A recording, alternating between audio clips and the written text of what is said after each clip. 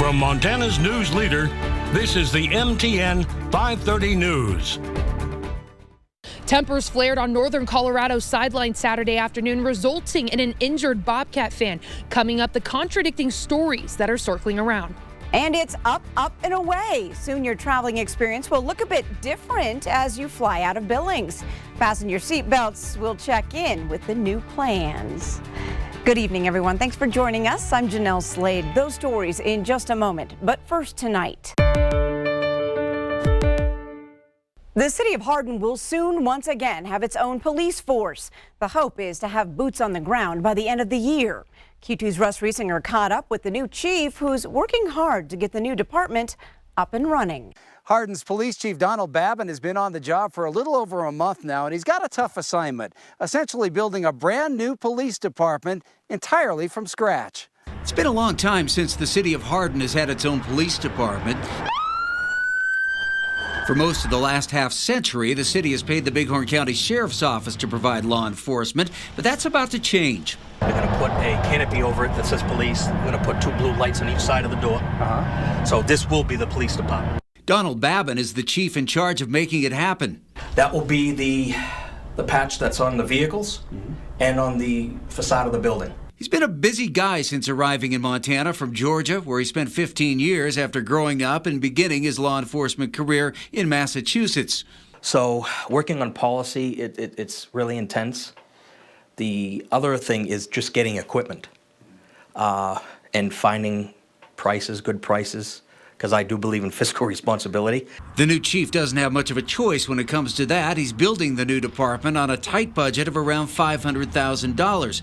That means looking for the best deals possible. These are the FN 5.7 by 28 millimeters. On everything from guns to vehicles, some bought used, others donated, like these from Gallatin County.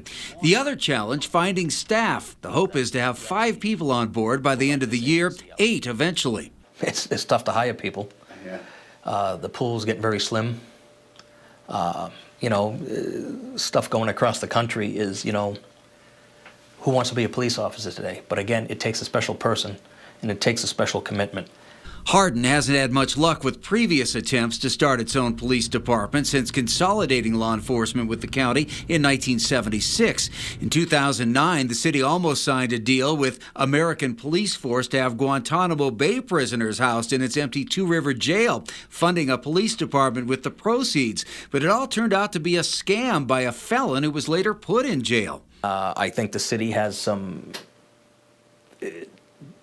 they were probably nervous to moving forward, but I think somebody that is fiscal responsible, knows what they're doing, I think can make this a great premier law enforcement agency for the city. Babin believes that will make a big difference in Hardin with a more visible police presence that can concentrate on what's happening inside city limits. I think it's going to be a sense of pride. I believe in law and order. And I think that's what Hardin's looking for. And I think once we get boots on the ground, I think it's really going to come up. In Hardin, I'm Russ Riesinger reporting for MTN News. Earlier this week, law students at the University of Montana took to protesting their administration, saying the dean deterred students from reporting sexual assault. Now, he has stepped down, but the university still says he didn't do anything wrong. The University of Montana Title IX office has investigated a lot of claims about students and faculty in this law school. Dean Curtis was not found to have violated any university policy. University of Montana spokesman Dave Kuntz says Alexander Blewett III School of Law Dean Paul Kurgis submitted his resignation Wednesday night. I think everybody over at the law school is eager to turn the page. Earlier this year, the Daily Montanan reported that Kurgis, along with Associate Dean Sally Weaver, discouraged students from reporting sexual misconduct to the Title IX office. Kuntz says Weaver will also step down. That timeline hasn't been determined yet, but she'll move on from her role as well. Kuntz says while this has been disruptive to the school, UM is looking ahead.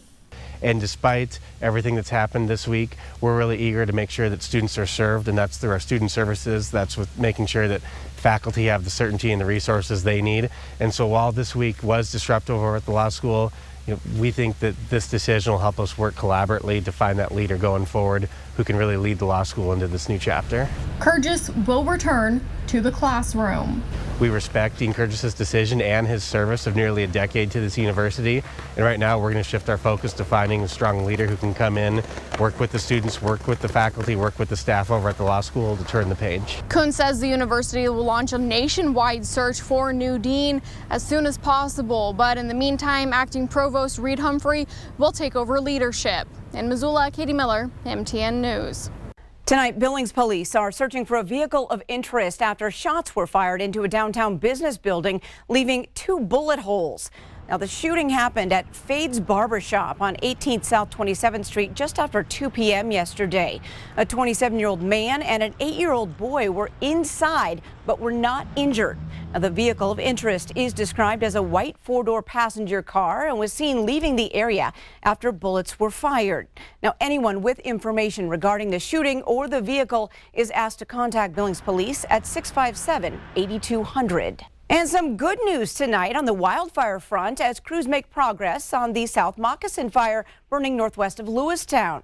In fact, officials say the fire is on track to be fully contained by Sunday. The fire that sparked Monday afternoon and burned 5 secondary structures has now burned nearly 13,000 acres and is 45% contained. Fire crews say cooler temperatures and higher humidity is helping. As of now, no cause of that fire has been determined.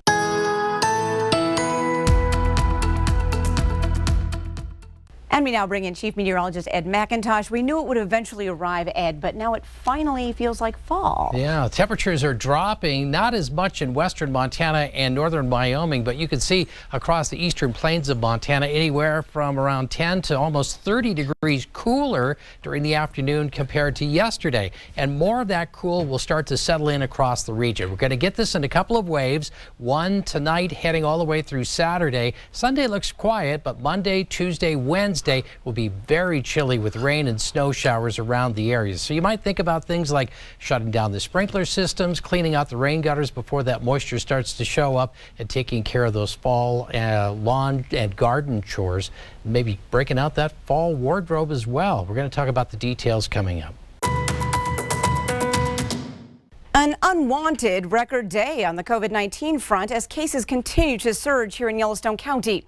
Well, today the county reports 334 new cases, a daily record since the pandemic began. And as of now, a record number 2,000 people who've tested positive are still awaiting follow-up. Also, Yellowstone County reports another death this afternoon, bringing the total here to 339 since the pandemic began. On top of that, 118 patients are hospitalized tonight, with 31 in the ICU and 17 on ventilators. The law firm representing 7 Amtrak passengers who are filing suit against Amtrak as a result of the train the passengers were on derailing in Liberty County last month is now representing 4 more passengers. One of those passengers, Justin Ruddle, spoke at a virtual news conference Thursday morning along with members of the law firm. Ruddle says he was traveling back to Oregon after visiting the East Coast. He says when the train derailed, he was in a bathroom. He says the bathroom door and an exterior door on the train opened.